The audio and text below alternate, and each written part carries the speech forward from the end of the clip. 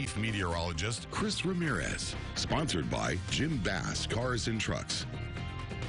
Welcome back, everyone. Looks like we'll be hitting the 80s sometime. Yeah, we're going to expect a couple of cold fronts on the way as we go into the next several days. Here, as far as our weather headlines, we are going to see those temperatures staying fairly warm for the next couple of days for Wednesday and Thursday, with scattered showers possible with these fronts that are expected to come through as we head into the end of the work week. And then we have our second front that's expected for the start of next week around Monday that could get our lows in the 50s with highs in the low 80s as we go into next Monday and Tuesday. Definitely our first official fall cold front as we currently look at the weather situation for the next several days. Right now, currently sitting at 82, mostly clear skies, winds out of the southeast at 6 miles an hour right now. And of course, looking at those high temperatures and talking about those that cold front, we can expect to see temperatures in the upper 80s. We're going to see this first week cold front coming through Thursday and Friday, causing those high temps in the upper 80s. And of course, hot weekends in store for us. And then our next front will be coming through next Monday, a little bit stronger with highs in the low 80s. So definitely kind of slowly becoming in that fall-like weather as we go into the next several days. Looking at the temps across the Concho Valley,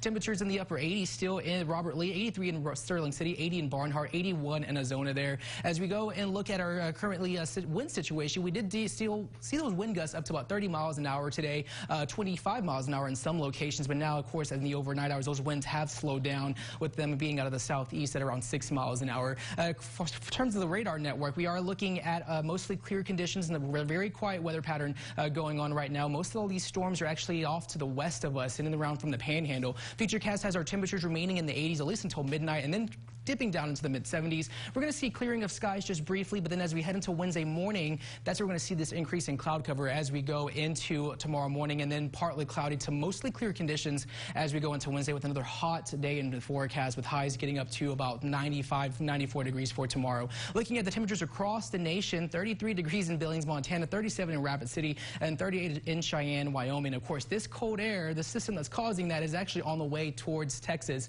We're not going to get that cold, but we are going to see those temperatures take a slight dip as we go into the end of the work week there. Looking at the current situation across the nation, you're seeing that line of storms with that front that's currently stalled out just along the Panhandle. There is a disturbance that's to the west of us. There's a lot of severe weather. Strong thunderstorms are occurring off to far west Texas and in around the New Mexico state line, Texas state line. But as we go into looking at our next system that's on the way, we are looking at that stronger front. It's right now off the coast of the Pacific Northwest in and around Canada. This is the front that's expected to come through on Monday. Of course, as we head into Tuesday and Wednesday, this front will start coming through. This is our first front, rather weak, highs in the upper 80s. We could not get out of the 90s, depending on what time that front comes through. We're expected to come through around Thursday afternoon, but it could very well reach 90 degrees for Thursday. Of course, seeing those temperatures in the low upper 80s as we head into Friday.